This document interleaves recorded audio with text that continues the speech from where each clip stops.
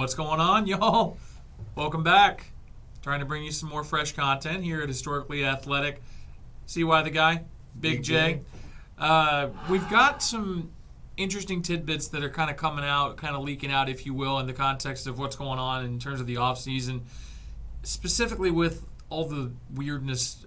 That's probably the nicest way to put it. The Deshaun Watson scandal. Let's just call it what it is. Call it what it is. Yeah. Obviously, we thought we had controversy, scandal. What words do you want to use? There's a lot. There's Oddities. a lot that you could use, but coincidences. There's not much. Yeah. Lawyers getting paid. People possibly victimized. We don't know. Yeah. All we know is that there were 22 charges that had gone to grand jury. No indictments in that regard. However, there's been multiple new additions to this. I think it's up to 26. Up to 26. Now the Houston Texans, the organization, is actually involved and kind of going down in it. Right after he just got this massive contract with the Browns. I mean, there's just so much going on here. Let's just call that a bunch of onion layers to peel back. But there's a lot of layers in that regard. But and there isn't a conclusion to this yet by no, any means. It's there's still a ongoing. And it's I wonder if Baker's going to take another snap for the Browns. Dude, I still say Baker never takes another snap. I doubt it. But you never know. At this point. Money talks. But along that topic, we thought, here at Historically Athletic, we like to tie in some of the history that goes in with today, what's going on in the NFL and other sports, obviously, we'll get to. But what a good way to segue into some of the biggest NFL scandals that there's been around in the Super Bowl era. We got a couple notable mentions of some that might have happened before then as well. But for the most part, let's dive into it. This is going to be fun. It's going to be interesting. Interesting here. Yeah. So the first two, we kind of grouped them into one just because of the organization that it involves. You'll probably be able to guess this one fairly quickly. But it's both of the New England Patriots controversies with regards to Spygate and Deflategate. So, of course, Spygate, it was reported in 2007 that the Patriots were spying on opposing teams, and a lot of people didn't buy it. Belichick and Brady had really created that dynasty really out of nothing. Right. From 2001 on, after they beat the Rams in the greatest show on turf in that. And there was controversy of them filming the Rams practice, all the way back during that Super Bowl era. But, they really lost a lot of goodwill with a lot of fans when that whole thing came out. Belichick was fined $500,000. The Pats were stripped of a first-round pick because of that, and they were fined $250,000. Right. It was a big deal. You gotta take into account too how it happened too, because in 2007 it was the first week of the NFL season. That week, Patriots were playing their bitter rivals in the New York Jets, and Eric Mangini, who's the head coach for the Jets, thought something was going on. And he was a former Patriots assistant. So he might have some of that intel there. But, what happened is they actually found a guy in an unauthorized spot in the stadium filming the defensive coordinator or the defensive hand gestures. Like the signals and all that. The signals and everything for that. And when asked for identification, didn't have any, obviously, so forth and so on. Investigations rallied, and like CY just said, fines were handed down, penalties were handed down to not only the organization but the coach himself. He's ultimately responsible. He's ultimately responsible. And one of those things that was one of the first-round draft picks that was taken was the following season, the 2008 first-round draft pick. So kind of a big little heavy hand down there from the NFL in this regard. It was necessary, I would say, just because that's just something you don't do. We've seen it in English football or English soccer for those here in the States, but. There was an instance where there was a manager that basically had folks spying on training grounds as teams were kind of preparing for the week. Yeah. A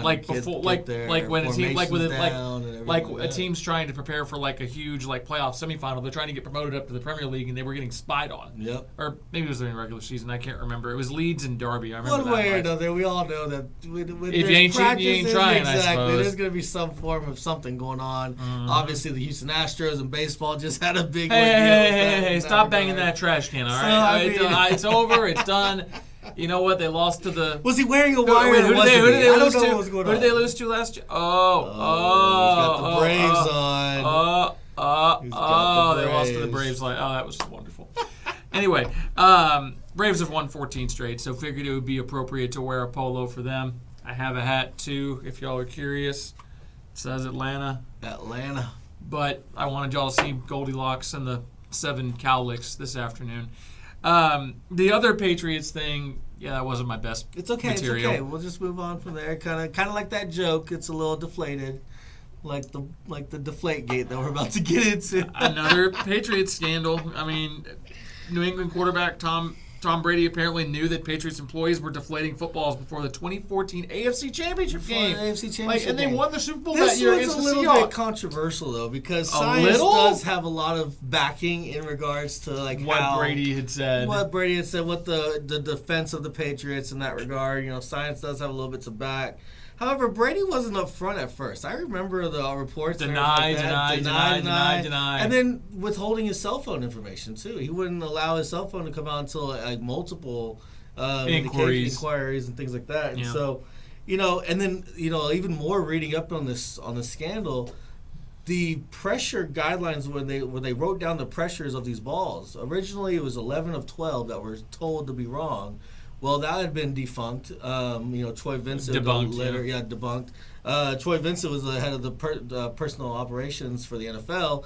Apparently, he told Chris Mortensen that, and Chris Mortensen, the one who reported that, and that ended up coming out as false allegations. However, they also lost all that data that they wrote down of the pressure, the PSI, on those footballs. So, like I said, kind of has a little bit of murky area in this regard, but.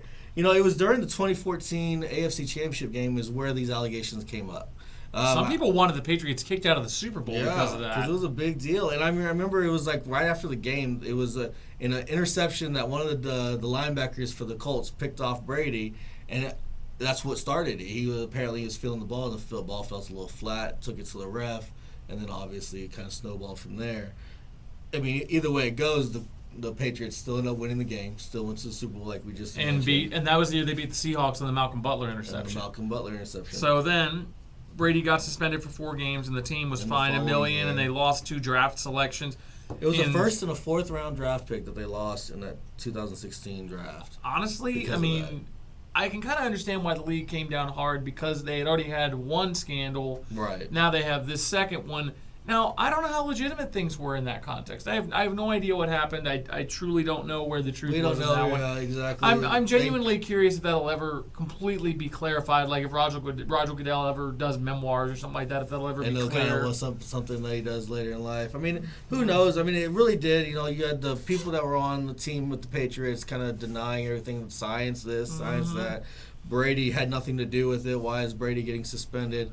You're on a head hunt for Brady, so forth and so on. And then really just the fact of the matter is, in my own opinion, it's it would be easier to catch a deflated football. It's a little bit easier to grip in those colder weathers. But at the same time, how much easier is that? Well, I guess it depends. But at the end of the day, Brady got to give them the ultimate middle finger when they pulled off that Super Bowl comeback against the Falcons. 28-3 this. Yeah, I suppose. I guess so. Yeah, but I think he got 23 birds and 3 punches in the air after that one. Oh, sorry, Falcons fans.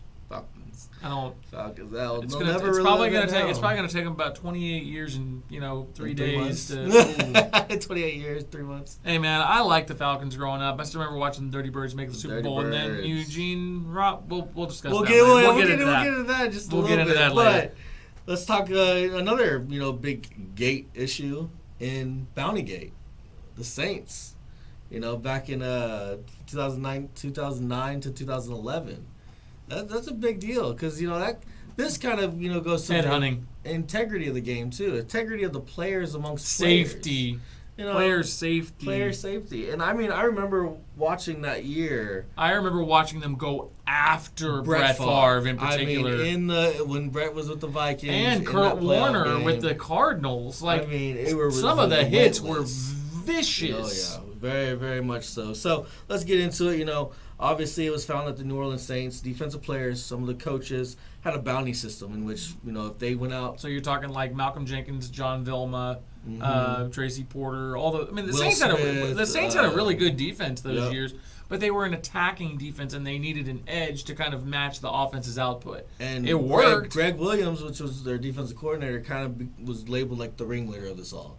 Not a huge surprise. Not a huge surprise based on his history within coaching in the NFL and what you've heard about that, especially with the allegations and everything. Yeah, like not trying to slander Williams' name by any means. No, 100%. I'm more referencing the fact that he was an aggressive defensive coordinator in terms of how much he liked to blitz and put pressure. Right. So right.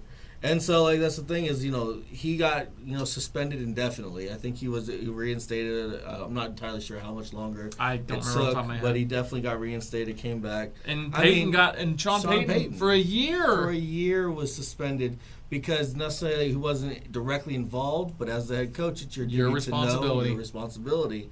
And, there was even some talks where, the owner knew about it and tried to get it to shut down before anything continued to escalate. Obviously, that didn't happen.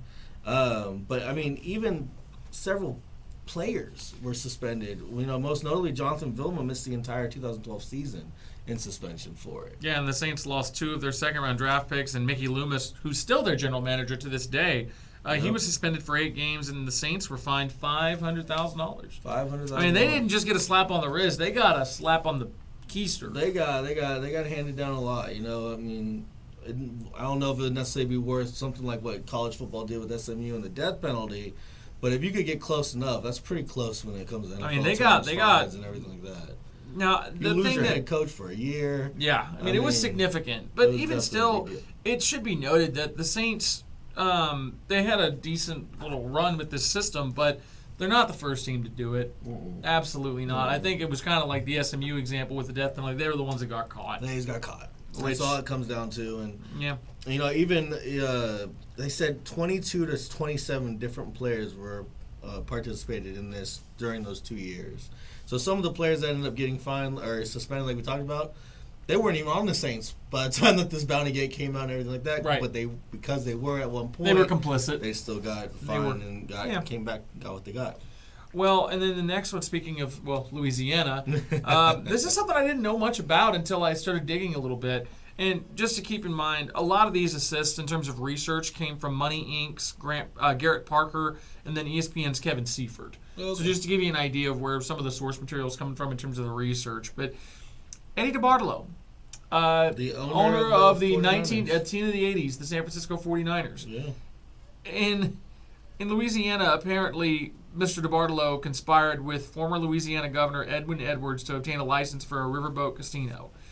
There's nothing really wrong on the surface of doing that, but the plot apparently involved extortion and a felony crime. Basically, DeBartolo paid the governor somewhere around $400,000 to use influence over the gaming board. Meaning he knew to politic. Yep, to politic. And to advocate. To advocate for him to be able to get his own floating casino. And after this was revealed, NFL fans and many in the league developed a dislike for Mr. DeBartolo, and they, for failing to report the extortion to the authorities. He was fined $1 million and he was suspended by the NFL for a year. Yeah. This is right in the middle of the Niners' great run in the 80s. 88, 89, they had a fantastic 4-year run there, 5-year run. It really was a decade run, all things said. I was going to say, it was about a decade later when this came to Revelation. Oh, right. I'm sorry. I'm getting my dates mixed up. Yeah. But still, the fact of the matter, like you said, you go from that high standing of an owner to to having an extortion charge. And then for the sake of the team's image and to really stem the terrible publicity, that's why the York family got involved. Yep. And they kind of took over the Niners. So my mistake. And 98, not 88. And that was probably the biggest blow to DeBartolo at the time.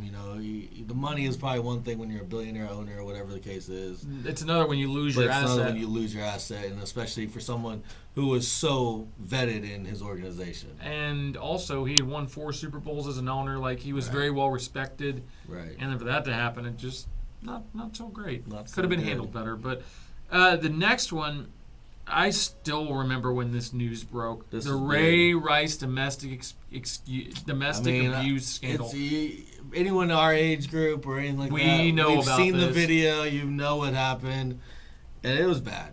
That was damning beyond all doubt. Well, you had video evidence of him dragging his then fiance's unconscious body around a casino. Yeah, it was caught on tape. You had you go on YouTube and look it up right now. You had the elevator video of where he And she falls hard, man, out, obviously. Dragging her around, trying to get her back to the hotel room so nobody notices this and that. I still remember the NFL and the Ravens initially sided with Rice, and I was like, Initially. huh? And then that video dropped, and all bets went out the door. I mean, they made an example of Rice, which as well they should have, because this was probably the most high-profile abuse case that we've seen, because it was all on video. I mean, from start to finish, it's on video. You see what happens. Big deal made. But, you know, They finally banned Rice for a year from the league due to public pressure. Right. His suspension was lessened after he appealed, but I don't think he ever came back into the league after that.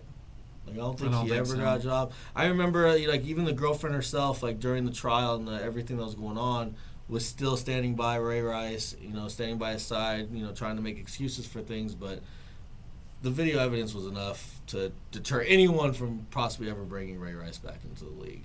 Yep. I mean, just crazy. something like that. It was a big deal. Crazy. It was national headline news at the time. Understandably so. Understandably so. So then the next one, and this one's more of a one we can kind of laugh isn't really the proper term here. It's more just kind of look back and be like, oh, I remember where I was when that happened. Yep. I still remember. And I'm just going to give you the scene. It's 2003 season. You're going into the 2004 Super Bowl. And I'm watching the halftime show. I'm upstairs. I'm on the second floor of my parents' house. I'm a sophomore, getting ready to go into my junior year of the next year of high school with you at Plano West. Yep. And we see Janet Jackson and Justin Timberlake doing the show. La la la la la. Boop! I was like, I think I just saw. Did I just see that? What I saw? Did I really? Yeah, was that what I saw? I think we saw something shiny. I think something shiny was there I think too. we had a TiVo or something at that time, and we rewound it. And I was like, did you zoom in too, Coleman? Or see why? I honestly don't remember. It's been almost. It's been so long. Oh my gosh, it's been almost 20 years since that happened. Yeah. We're getting. It's old. We're getting old. But that was 18 years ago. That's the thing is everyone knows about it. It was a wardrobe malfunction, quote unquote, because between Janet Jackson and Justin Timberlake. Conspiracy theories out there talking about they planned it, they did it on purpose. What better way on one of the biggest stages of the year on a halftime show? Let's make it, make some headlines. So who knows? But they accidentally exposed her breast on live TV, and people were upset about it. Obviously, kids are watching this, so forth and so on. It's a big deal. It was a big deal at the time, and still is a big deal now. If people talk about it. It's a shunned halftime show. When you talk about halftime shows and things like that to come, it's a kind of a he who shall not be named. It's very much a faux pas discussion in a lot of respects. Right. But it's definitely something that'll live long in the memory. I mean, it definitely is. Different reasons. I mean, it just kind of depends on your perspective on it. But it was definitely one of the memories of my high school years, no question about that. Yeah, I definitely remember that was a big deal. Definitely when we were in high school. But what else did you have on your notable mentions I had some notable list? mentions here, and some of these, we're gonna really dive into. Some of them we're just gonna mention out there. Were you gonna talk about the snow in the White House? Oh yes. I mean, we are in the Dallas DFW area, and how can you not talk about scandals without talking about the Dallas Cowboys White House, quote unquote? Not that White House that you see over Pennsylvania Avenue. Not that White House. This White House was in Valley Ranch, in a random suburb cul-de-sac, right next to the Cowboys practice field. For some reason, I thought it was in Plano, but that's where Troy Aikman and Deion Sanders lived. That's where they lived. Not where Michael was living at the time. Well, nobody was technically living there. Oh! Multiple players got together. So the story is Nate Newton, Alvin Harper, and Michael Irvin were kind of the ones that put this together. Obviously, being celebrity and being the Cowboys of that time, you got to think about they just win, however many Super Bowls. 3 Super Bowls in 4 years. They're the toast of the league, the toast of the town. I mean, they're everything. Even watching those documentaries we talk about, Michael Irvin shows up, he goes home to his hotel or goes home to wherever he is, and he's got naked women there. It's like why are you here? So, I'm obviously, a big fan of your, there was a lot of debauchery going on with these Cowboys players. No, I don't know what you're talking about. They are all church boys, and they wanted somewhere safe to go. So they were tired of basically this is the allegations here. They were tired of going to the normal run-in hotels, sneaking around with their mistresses and doing whatever they wanted to do at these hotels. So they decided to buy a house. What better place than they bought it in Valley Ranch, right next to the practice field of the Cowboys. It was a 5-bedroom, 3.5-bath residence located, like I said, in Valley Ranch. So really funny situation. Capel there. area, basically. But, that's the thing is, and we'll get to it in a second, but Michael Irvin said it best when all this came out and he got caught with the situation and everything. He basically said, I tried to do the wrong thing the right way. Essentially, because what happened is they go on and they was, like I said, they wanted to bring these girlfriends, these mistresses, have parties, do drugs, this kind of stuff, and they did it pretty well. The neighbors were interviewed and all that kind of stuff. They didn't make a lot of noise. They just noticed a lot of people, women in particular, coming in and out, leaving the field after practice days, so forth and so on. But what really kind of gets this thing cracking and where the news really broke is kind of funny. Michael Irvin, on his 30th birthday, instead of going to the White House to do his debauchery like he would normally do, him and another teammate, Alfredo Roberts, picked up some girls and went to a $119 a night hotel in which the hotel manager was suspicious of prostitution, so forth and so on. Authorities were called. There is Michael Irvin with these two girls with marijuana paraphernalia and so forth. Well, on top of that headline news and everything being going out, Michael Irvin's then assistant, who was in charge of setting up security cameras and things like that for this White House, and also just for his personal assistant, was actually double-crossing Michael here. Hidden camera, showing video of him going out, picking up cocaine, doing these things, having other things related to the authorities. As a matter of fact, it was a big deal because it was put on a reality show called The Tarnished Star in Fort Worth. It was a reality TV show where he does this interview where he actually drops the bomb on the White House. Literally. Not literally, oh but my gosh. He drops it in an interview on the reality show saying that, oh yeah, this isn't the only place that they do bad things or whatever, where they drive around picking up cocaine and so forth. Let me tell you about this house in Valley Ranch. So then obviously that's what kind of blew things up. The house actually was in the name of Alvin Harper, but it was reportedly paid through multiple different players throughout its time that the lease was signed and so forth. But wow, it gets better. Like, so all these things start coming down. Michael funny Irvin's how kind of this named the ringleader and so forth. It's really funny that you didn't go into as much detail about the stuff that we I had. got the good detail here. Oh, you got the scoop, Cowboys. huh? I got the scoop. Because it's the Cowboys. We live in Dallas. A lot of our I listeners get it. are in Dallas. I'm want to messing go with into you. it. I know. Because this is what's even more funnier, too. So one of those two girls where Irvin was caught in the hotel room, a friend of theirs who worked at the same club, because apparently these girls were strippers or dancers, you could say. One of the girls was actually a friend of theirs and had a boyfriend who was a police officer. Well, she apparently had ties with Michael Irvin, and the boyfriend assumed that infidelity was involved and actually put out a hit on Michael Irvin. Oh, my. In trying to solicit or trying to pay an undercover agent to off Michael Irvin. Well, in doing so, he was an undercover agent. The officer himself got arrested, sentenced to 12 years of conspiracy to put a hit out. So the story there's so much going on. Crazier. There's just so much going on in that. Eventually, no charges or anything like that were dropped on the White House itself. It was just kind of very looked down upon. Jerry Jones was on record saying that he would do what he could to help Michael in this situation. That's actually pretty much something he's always done. That's what he's always done. Randy Gregory comes to mind. Randy Gregory for sure. But that's just one of those fun little tidbits there. Go look it up. The Dallas Cowboys and their White House. I got a lot of this actually by an article that was written by the realrealitygossip.com. So it was a random website that I was able to find on it. But the best part of it all, I'm surprised you didn't have like a Tim Calishaw or a Randy Galloway article right. in the old Dallas Morning News archives. One of the old archives. But the funny thing is this house was located at 115 Dorset Drive, named after Tony Dorsett. So go figure. They just kept it in the family, guys. They just kept it in the family. It's all in the Cowboy family. All right, moving on. And another notable mention where obviously this hasn't been just a one-time deal. The Minnesota Vikings with their Love Boat scandal.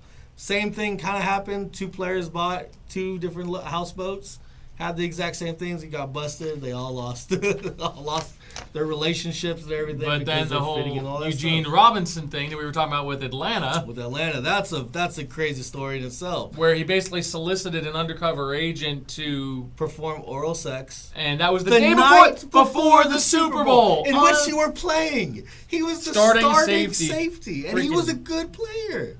And he had a terrible game. He let Rod Smith get behind him on a touchdown pass by Elway. I mean, he was arrested that night, posted bail at the wee hours of the morning of the Super Bowl. Played the next day. He was able to go probably on no sleep at all.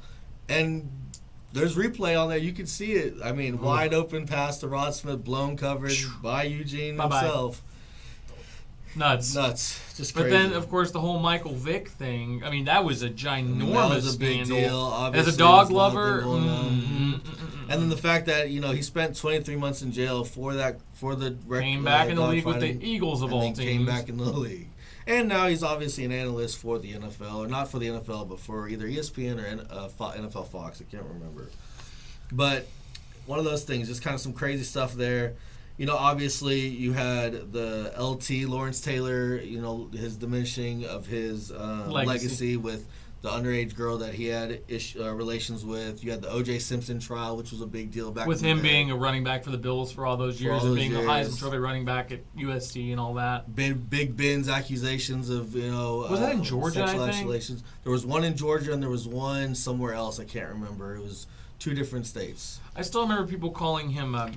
I mean, that guy ran into the ground on the news and everything like that on all stations. Not to sound crass here, but I remember the nickname that was parodied during all that, the whole Blankisburger. Oh, yes. Don't think that's appropriate to say on camera, but that was messed I mean, they really went hard at him, and so it's crazy to see the differences in what's going on nowadays. And they're trying to beat people while they're down by any means. It's a reality of what happens sometimes when people have, they're high profile. Right, they have those high profiles. They are still human beings, and they still make mistakes. And just like sometimes those high profiles help these guys get bailed out in a way. I mean, let's talk about one right here. Everyone knows who Ray Lewis is. A Hall of Famer, one of the best middle linebackers to ever play the game, so forth and so on. His entire career. Ravens his entire career, right? Well, many people seem to forget that back in 2000, the year before they won the Super Bowl, he was involved in a double homicide. Double murder. It was actually at the previous Super Bowl's after party in Atlanta. And there was a big brawl that broke out in a nightclub. 2 individuals ended up getting stabbed to death. And Ray Lewis and 2 of his buddies of his entourage were right in the mix of it all. And lots of evidence came from this case. Like I said, these 2 guys had died from stabbing incidents. They found blood in Ray Lewis's limo that matched one of the victims. Wow. So a lot of these things were kind of like, not necessarily covered up, but there were some things that went on because... Just seemed peculiar. So the 2 guys that he was with were 2 of his buddies, and their names were Reginald Oakley and Joseph Sweating. And then Ray Lewis, being the 3rd member, actually were all brought in on murder charges. Went to trial. Ray Lewis ended up making a plea deal, so forth and so on. The one thing that sticks out on this whole ordeal is the night of the party and the fight and the death. Ray Lewis was wearing an all-white suit. After that night, the suit was never seen again. Like I said, the only thing that can tie them to that is that they were there. It was all there. Blah blah. A little bit of the blood of the victim was found in the limousine, and Ray Lewis had his entourage. It was him, these 2 guys, and they said about 11 people total. So everyone's in this thing. They found a knife at the scene of the crime. It had no prints, nothing on it, so it had been wiped. But the suit has never been found for Ray Lewis. Long story short, he ended up taking a plea deal. He didn't have to do any time. He got 12 months probation. The other 2 guys were acquitted of murder charges. So these victims were never actually, what's it called? It's not exonerated. Or not exonerated, but they were never justified. Nobody was ever brought to justice for their murder. And so a lot of people obviously think that there was something that had to go on behind the scenes. Right. Yeah. So real incident. I mean, obviously we can't ever tell what happened. And we that can't night. speculate on that. We can't speculate on it. But all I can say is that the very next year they go and win the Super Bowl with that dominant defense. I mean, you could say that they murdered the Giants. And it was like never heard of again. So very interesting little cold case there. That for some of you guys that like those cold cases, like to look those things up. But then the last bit really kind of links to something that happened last season Mm-hmm. for a guy on my fantasy team, on one of my fantasy teams.